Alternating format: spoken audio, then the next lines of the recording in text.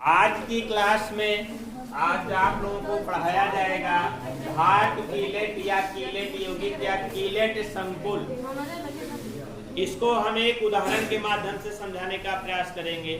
सबसे पहले हम एक रिएक्शन लिख रहे हैं और उस रिएक्शन में बता रहे हैं कि कीलेट कैसे बनता है, और फिर उसके बाद बताते हैं कि धातु कीलेट या कीलेट यौगिक किसे कहा जाता है। आइए देखते हैं। कॉपर आयन है, कॉपर आयन मतलब Cu2 पॉजिटिव आयन है। इस पर जुड़ता है एथिलीन डाइएमीन के दो अणु। एथिलीन डाइएमीन का स्ट्रक्चर आप लोगों को हमने बताया है। CH2 bond NH2 bond CH2 bond NH2, और यहाँ पर एक लोन पेयर होता है, यहाँ पर एक लोन पेयर होता है। इसके कितने मॉलिक्यूल्स हैं? 2 मॉलिक्यूल्स हैं, 2 अणु हैं। कॉपर आयन है, कॉपर आयन के साथ में जुड़ता है एथिलीन डाइएमीन के 2 अणु। और आपको पता होना चाहिए कि हमने पहले ही बता दिया है कि एथिलीन डाइएमीन क्या है? द्विदंती लिगेंड है। लिगेंड है, वो भी द्विदंती लिगेंड है। क्यों द्विदंती लिगेंड है? क्योंकि ये केंद्रीय धातु प्रमाण से 2 उपसहसंयोजी बंध का निर्माण करता है, इसलिए किस प्रकार का लिगेंड है? ये द्विदंती लिगेंड है। तो धातु आयन से या कॉपर आयन से एथिलीन डाइएमीन के 2 अणु जुड़ते हैं। तो किस प्रकार से जुड़ते हैं? देखिए, एथिलीन डाइएमीन का एक अणु यहाँ CH2 bond NH2, CH2 bond NH2, बीच में कॉपर लगा दिया हमने, और फिर यहाँ पर जोड़ा क्या? NH2 bond CH2 bond CH2 bond NH2 bond NH2। अब देखिए, आपको पता होना चाहिए कि एक लोन पेयर इसके पास, एक लोन पेयर इस नाइट्रोजन के पास, एक लोन पेयर इसके साथ, एक लोन पेयर इसके पास है कि नहीं? अब इस लोन पेयर को दे करके कौन सा बंध बना लेता है? उपसहसंयोजी बंध बना लेता है। अब इस बने हुए उपसहसंयोजी बंध में आपने देखा क्या? इस बने हुए उपसहसंयोजी बंध में आपने देखा क्या कि कॉपर केंद्रीय धातु परमाणु है, और कॉपर के केंद्रीय धातु परमाणु के साथ में 2 लिगेंड लगे हुए हैं, और दोनों के दोनों कौन से हैं? एथिलीन डाइएमीन के लिगेंड लगे हुए हैं, और यहाँ पर 2 रिंग का निर्माण कर लेते हैं। देखो बन रहा है कि नहीं बन रहा है? एक रिंग यहाँ बन रहा है और यहाँ पर एक रिंग बन रहा है। तो इस प्रकार के यौगिक को कौन सा यौगिक कहा जाता है? कीलेट यौगिक कहते हैं। क्या कहते हैं?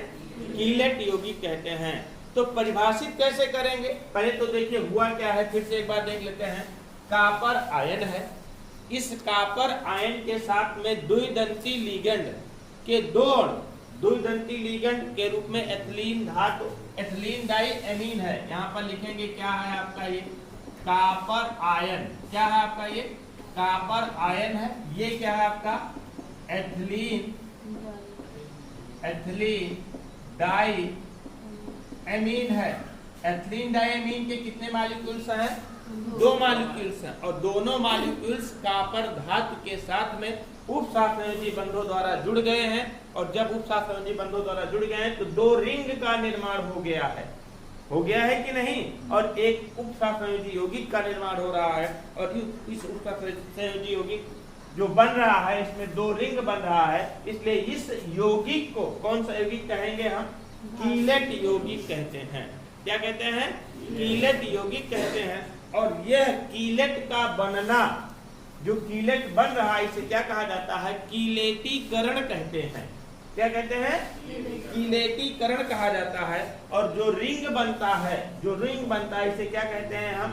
कीलेट रिंग कहते हैं। क्या कहते हैं? कीलेट रिंग कहते हैं। और जो धातु आयन और लिगेंड जुड़ करके, जो धातु आयन और लिगेंड जुड़ करके कीलेट का निर्माण करने की प्रक्रिया होती है, उसे हम कीलेटी, जो धातु आयन और द्विदंती लिगेंड आपस में जुड़ करके जो कीलेट बनाते हैं, इनको क्या कहा जाता है? कीलेट कर्मक कहा जाता है। क्या कहते हैं? कीलेट कर्मक कहते हैं। फिर से समझिए आप लोग, जब किसी कोई भी धातु आयन द्विदंती लिगेंड के साथ इस प्रकार से जुड़ता है जिससे रिंग युक्त उपसहसंयोजी यौगिक का निर्माण होता है। तो इस यौगिक को कौन सा यौगिक कहते हैं हम? कीलेट यौगिक कहते हैं। कौन सा यौगिक कहते हैं? कीलेट यौगिक कहते हैं। तथा जो रिंग बनता है इसे क्या कहते हैं हम? कीलेट रिंग कहा जाता है। और यह कीलेट बनने की प्रक्रिया क्या कहलाती है? कीलेटीकरण की प्रक्रिया कहलाती है। और जो धातु आयन और द्विदंती लिगेंड आपस में जुड़ करके कीलेट के निर्माण करते हैं इन्हें क्या कहा जाता है? कीलेट कर्मक। ये दोनों क्या कहलाएंगे? कीलेट कर्मक कहलाएंगे, क्योंकि ये दोनों मिलकर के कीलेट यौगिक का निर्माण करें। यही नहीं, एक रिएक्शन और देख लेते हैं, कीलेट बनने की एक प्रक्रिया और देख लेते हैं। जैसे देखिए, ये तो पहली रिएक्शन थी, दूसरी रिएक्शन देख लीजिए। जैसे कॉपर आयन है, Cu2 पॉजिटिव आयन है, इसके साथ जुड़ जाता है आपका ऑक्सलेट आयन। ऑक्सलेट आयन का स्ट्रक्चर तो हमने आप लोगों को बताया ही होगा।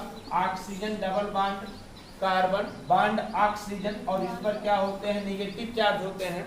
और इस पर होता है आपका 3 लोन पेयर एक्सेस होता है, ये होता है ना। और फिर यहाँ पर इस कार्बन के साथ में कार्बन जुड़ेगा, double bond oxygen, single bond oxygen, 2-3 lone pair, और एक क्या है आपका? आयनिक है ना। अब इसके साथ जुड़ेगा, लेकिन इसके कितने मॉलिक्यूल्स हैं बेटा? इसके कितने मॉलिक्यूल्स हैं आपके? 2 मॉलिक्यूल्स हैं। जब 2 मॉलिक्यूल से जुड़ते हैं तो कुछ इस प्रकार का स्ट्रक्चर बनाते हैं। कैसे बनाते हैं देखिए, बीच में जुड़ेगा क्या आपका? कॉपर, फिर यहाँ पर क्या जुड़ेगा? Carbon bond oxygen, bond carbon bond oxygen, थोड़ा सा दूर बनाता हूं, carbon bond oxygen, carbon bond oxygen, double bond का ऑक्सीजन, डबल बॉन्ड ऑक्सीजन, और इसके साथ में कौन सा बन? उपसहसंयोजी बन, है ना। एक अणु यहाँ पर जुड़ गया, एक आयन ऑक्सलेट आयन के एक आयन यहाँ पर जुड़ गए, दूसरे आयन आपके यहाँ पर जुड़ते हैं oxygen bond carbon, double bond oxygen, bond carbon, double bond oxygen, bond oxygen, और उपसहसंयोजी बंध बन गया। अब क्या बना यहाँ पर देखो, एक रिंग यहाँ बन गया, एक रिंग यहाँ बन गया। बना कि नहीं बना? रिंग का मतलब समझते हैं, बंद, क्लोज्ड स्ट्रक्चर, बंद संरचना। एक रिंग यहाँ बन गया, एक रिंग यहाँ बन गया, तो इसे क्या कहा जाएगा आपका? कौन सा यौगिक कहते हैं हम? कीलेट यौगिक कहते हैं। कौन सा यौगिक कहते हैं? कीलेट यौगिक कहते हैं। और यह प्रक्रिया जो बनती है इसे कीलेटीकरण की प्रक्रिया कहलाती है। और जो रिंग बनता है इसे क्या कहा जाता है? कीलेट रिंग कहते हैं। और कॉपर धातु आयन, कॉपर आयन और ऑक्सलेट आयन को कीलेट कर्मक कहा जाएगा, क्योंकि इन्होंने ही मिल करके कीलेट यौगिक का निर्माण किया। समझ पा रहे हैं ना? तो परिभाषित कैसे करेंगे इसको? हम कैसे परिभाषित करेंगे? जब द्विदंती या बहुदंती लिगेंड, अब एक दंती लिगेंड रिंग बना सकता है? नहीं बना सकता। एक दंती लिगेंड रिंग बना सकता है? नहीं बना सकता। जब कौन सा होगा? द्विदंती या बहुदंती लिगेंड धातुओं के साथ जुड़ करके, धातु आयन के साथ जुड़ करके रिंग युक्त, क्लोज्ड बंद संरचना युक्त कह सकते हैं, रिंग युक्त उपसहसंयोजी यौगिक का निर्माण करते हैं। तो इस प्रकार के यौगिक को क्या कहा जाता है? कीलेट यौगिक कहा जाता है। तथा जो रिंग बनता है इसे कीलेट रिंग कहते हैं। और यह कीलेट बनने की प्रक्रिया क्या कहलाता है? कीलेटीकरण की प्रक्रिया कहलाता है। और जो आयन और लिगेंड आपस में मिल करके, जो धातु आयन या लिगेंड आपस में मिल करके कीलेट का निर्माण करते हैं उसे क्या कहते हैं हम? कीलेटीकर्मक। क्या कहते हैं? कीलेटीकर्मक। ये बना रहे हैं इसलिए इसको क्या कहा जाता है? कीलेटीकर्मक या कीलेट कर्मक कहा जाता है। समझ पा रहे हैं कि नहीं? अब देखिए, जब द्विदंती या बहुदंती लिगेंड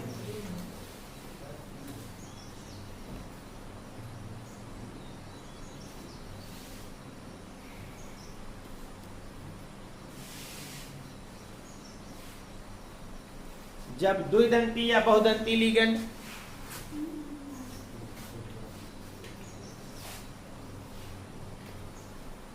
धातु आयन के साथ जुड़ करके, धातु आयन के साथ जुड़ करके जब द्विदंती या बहुदंती लिगेंड धातु आयन के साथ जुड़ करके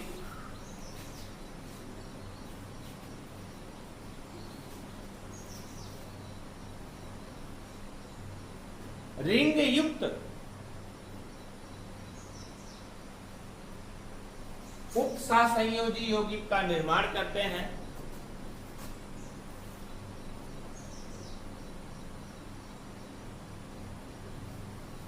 रिंग युक्त उपसंयोजी यौगिक का निर्माण करते हैं।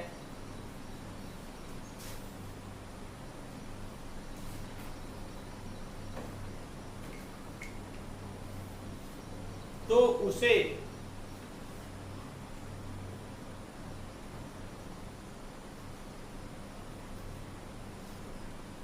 कीलेट यौगिक, तो उस यौगिक को ऐसे लिखे, तो उस यौगिक को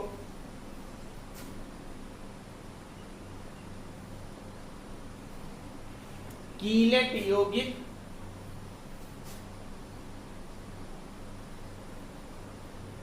या धातु कीलेट कहते हैं।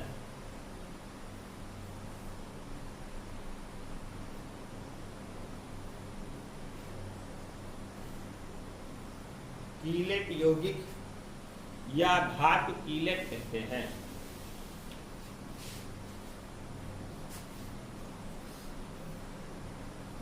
धातु कीलेट में बना हुआ रिंग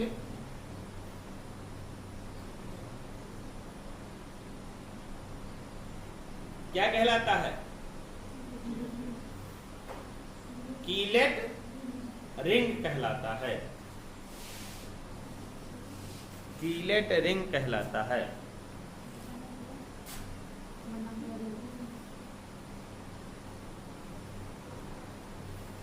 तथा यह प्रक्रिया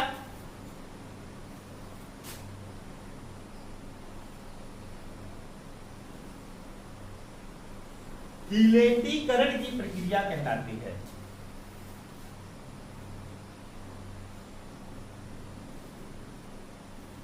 कीलेटीकरण की प्रक्रिया कहलाती है।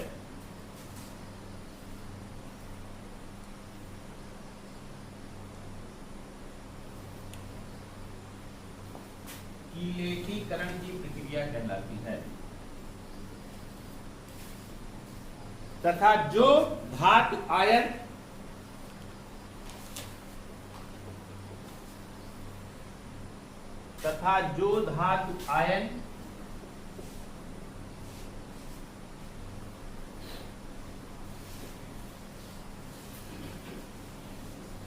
और उपसाह और लीगेंड और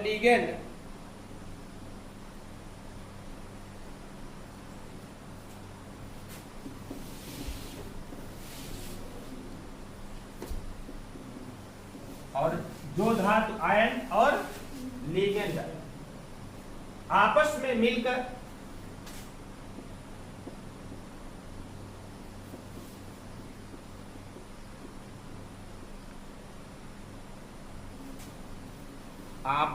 मिलकर कीलेट का निर्माण करते हैं।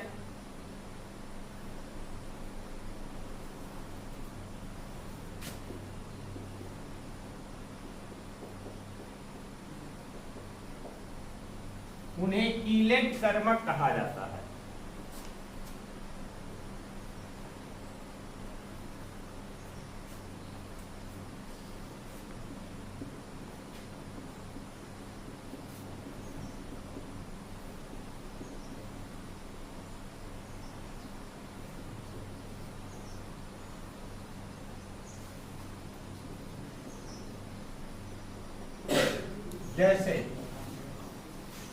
जैसे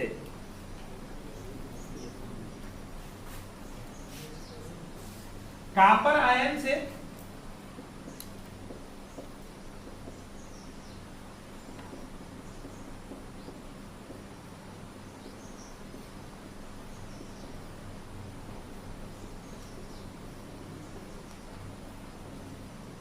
एथिलीन डायमीन के दो अणु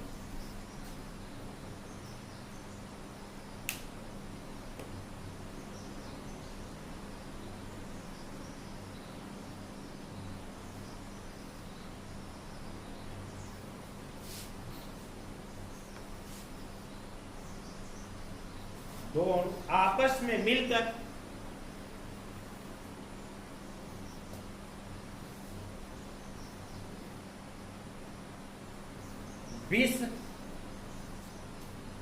बिस ethylene diamine copper second ion. 20 यहां देखो लिखा है बिस ethylene diamine copper second ion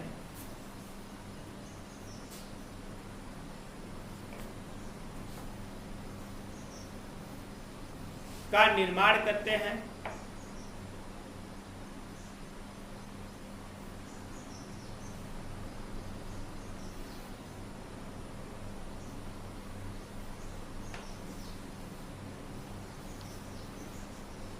अतः यह यौगिक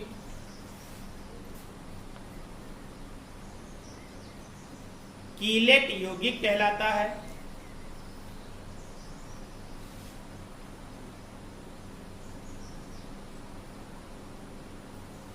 यह यौगिक कीलेट यौगिक कहलाता है और कॉपर आयन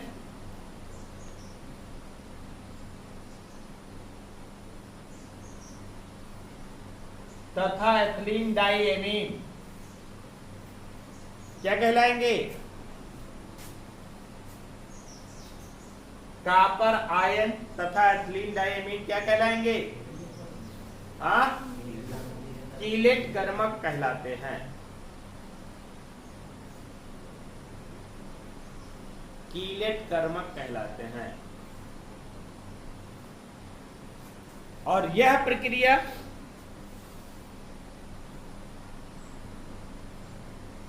क्या कहलाती है? कीलेटीकरण की प्रक्रिया कहलाती है।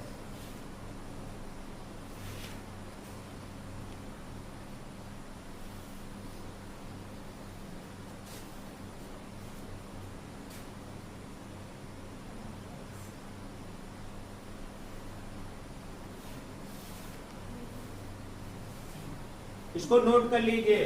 दूसरे वाले का मैं थ्योरम नहीं लिखा रहा हूं, इसको आप लोग स्वयं से समझ जाइएगा। ये जानते हैं क्या है? कॉपर आयन है। ये क्या है आपका? आक्सलेटो आयन। ये क्या है आपका? Copper ion. ये क्या है आपका?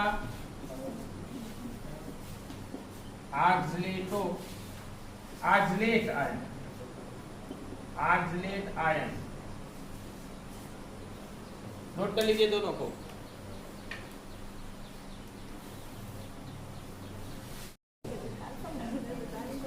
ये तो बताया गया आप लोगों को कीलेट या कीलेट यौगिक किसे कहा जाता है। आप पढ़ना है आप लोगों को उपसा संयोजन यौगिकों में समावयता।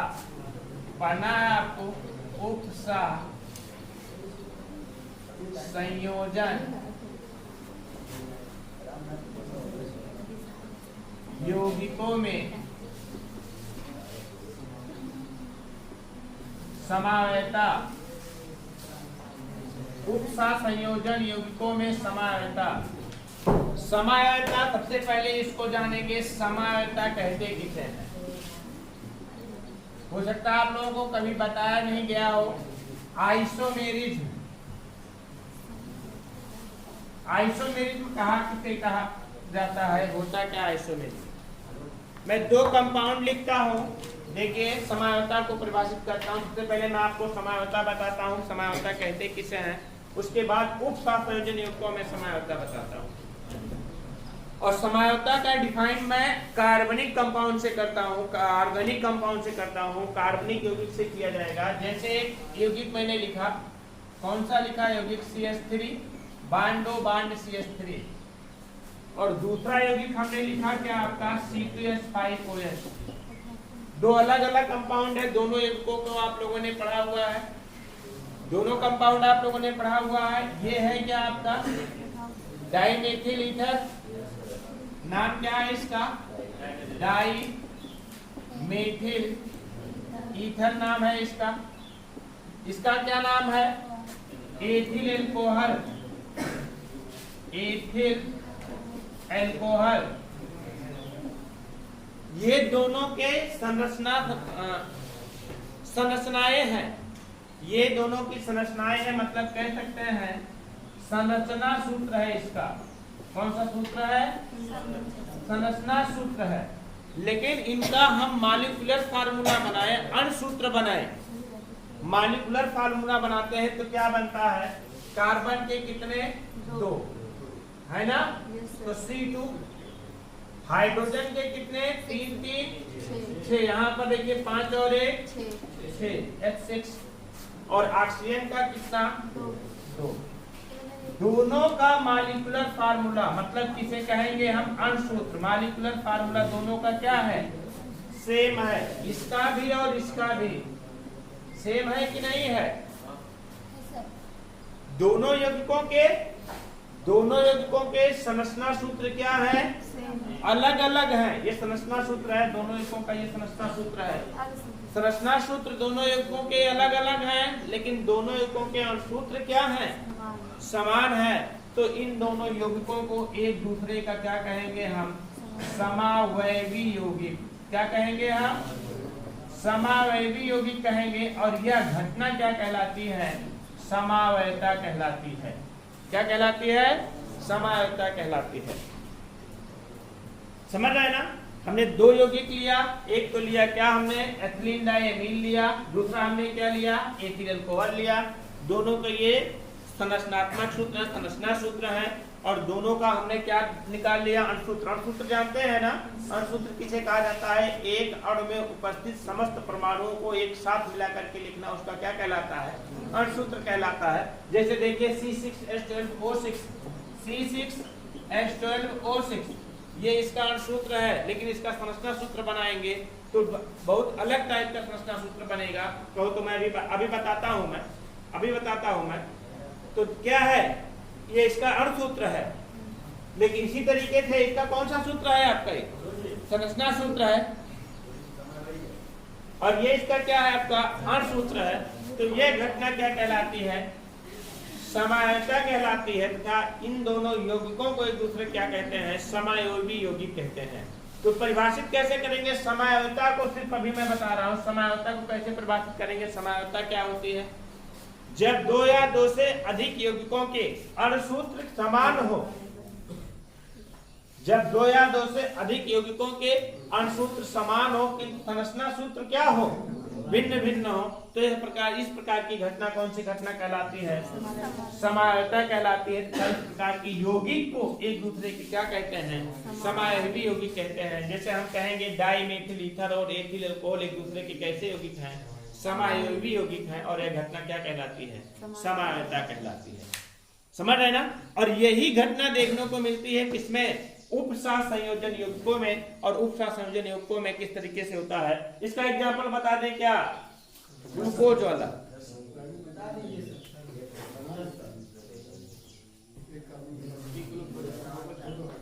देखिए ग्लूकोज और फ्रक्टोज एक दूसरे के समावयवी यौगिक होते हैं। किस तरीके से? देख लीजिए, ग्लूकोज और फ्रक्टोज एक दूसरे के समावयवी यौगिक होते हैं। किस तरीके? देखिए CHO bond CH, OH bond CH, OH। यहां पर देखते हैं bond C, OH bond H, 1 2 3 4 bond H, bond H, बंद करो उसको, bond OH, bond C, bond H, bond H, bond OH।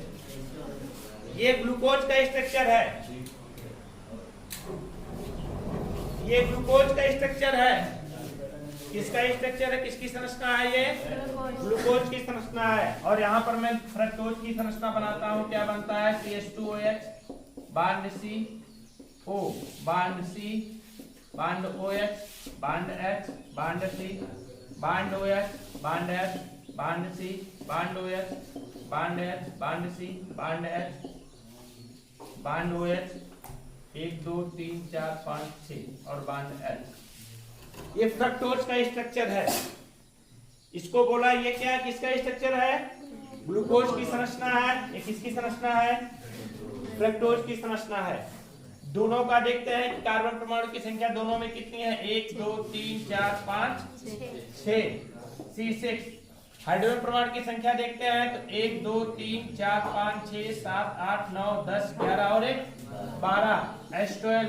और ऑक्सीजन देखते हैं तो 1 2 3 4 5 और 6 O6 है ना। और यहाँ पर फ्रक्टोज के बारे में देखते हैं तो फ्रक्टोज का भी वही होगा 1 2 3 4 5 6 और हाइड्रोजन में देखते हैं, कार्बन का देखते हैं, हाइड्रोजन में देखते हैं 2 1 3 4 5 6 7 8 9 10 11 और 1 12। ऑक्सीजन की बात करते हैं 1 2 3 4 5 6 ऑक्सीजन 6। ग्लूकोज और फ्रक्टोज में अंतर क्या है, यहाँ पर एल्डिहाइड ग्रुप है और यहाँ पर क्या है आपका कीटोनिक ग्रुप है कि नहीं। यहाँ पर एल्डिहाइड ग्रुप है, इसे यहाँ पर कीटोनिक ग्रुप है। एल्डिहाइड ग्रुप होने के कारण से एल्डोज शर्करा बोला जाता है। इसे क्या कहते हैं, ग्लूकोज को एंडोज शर्करा बोलते हैं। और फ्रक्टोज में कीटोनिक ग्रुप होने के कारण से क्या कहते हैं, कीटोज शर्करा कहते हैं। क्या कहते हैं, कीटोज शर्करा कहते हैं। दोनों के संरचना सूत्र अलग अलग हैं, देख लीजिए, चाहे दोनों के संरचना सूत्र अलग अलग है किंतु दोनों का अणुसूत्र क्या है, समान है। मतलब स्ट्रक्चरल फार्मूला दोनों का डिफरेंट है बट मॉलिक्यूलर फार्मूला सेम। इससे मॉलिक्यूलर फार्मूला क्या है, सेम है। तो इस प्रकार की घटना को क्या कहेंगे, समायोता कहेंगे। तथा इस प्रकार की यौगिक को ग्लूकोज और फ्रक्टोज के दूसरे कौन से यौगिक कहेंगे, हम समायोगी यौगिक कहा जाता है। समझ गए ना। समायोता हमें उम्मीद है कि आप लोगों को सिर्फ इतना बताया गया, सिर्फ समायोता किसे कहते हैं, समायोता की परिभाषा सिर्फ बताई गई। अब बताया जाएगा किसमें, उपसंयोजन युग्मकों में समायोता। उपसंयोजन युग्मकों में समायोता किस प्रकार से देखने को मिलती है। उपसंयोजन युग्मकों की समायोता की बात किया जाए तो उपसंयोजन युग्मकों में कई प्रकार की समायोताएं होती हैं। लगभग 5 या 6 प्रकार की, 5 प्रकार की समायोता के बारे में आप लोगों को पढ़ना है उपसंयोजन युग्मकों में। कल इसको उपसंयोजन युग्मकों की समायोता पढ़ाते हैं।